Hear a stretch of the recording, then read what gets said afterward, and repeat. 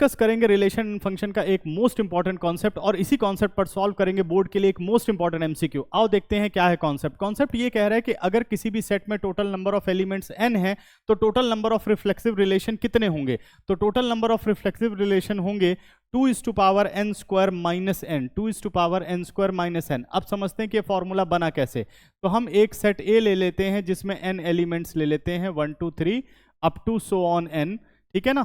तो number of element अगर मैं निकालना चाहूं इसके कार्टेशियन प्रोडक्ट में, यानी A क्रॉस A में, तो number of element in A into number of element in A आ गया हमारे पास n², यानी टोटल ये ऑर्डर्ड पेयर कितने हो गए n², ठीक है ना। तो अब इन n² में से अगर मैं डायगनली देखूं तो डायगनल में टोटल कितने एलिमेंट हैं, डायगनल में टोटल n एलिमेंट्स हैं।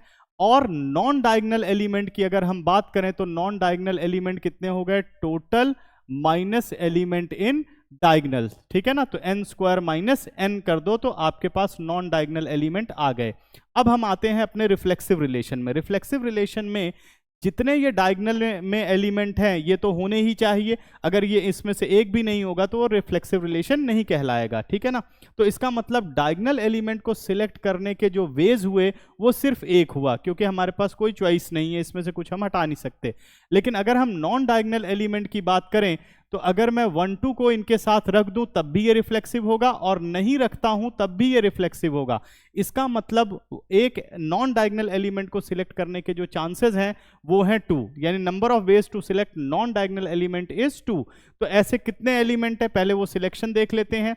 तो मान लो पहला एलिमेंट 2 वेज, दूसरा एलिमेंट 2 वेज, तीसरा एलिमेंट 2 वेज, ऐसे करके टोटल नॉन डायगनल एलिमेंट्स कितने हैं, n² माइनस n, यानी 2 कितने टाइम्स मल्टीप्लाई होगा, n² minus n times multiply होगा, यानी total number of ways to choose non diagonal element is 2:n² minus n।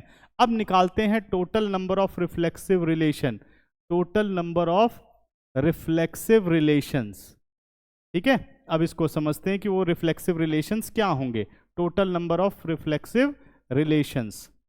तो number of ways to choose diagonal element जो कि 1 हो गया, number of ways to choose non diagonal element जो कि हो गया 2:n² माइनस n, आंसर आ गया 2:n² माइनस n। तो ये फॉर्मूला आपको क्लियर हो गया। आओ अब इस पे एक क्वेश्चन कर लेते हैं। क्वेश्चन क्या कहता है कि इस सेट में 2 एलिमेंट्स हैं, हमें बताने हैं total number of reflexive relation.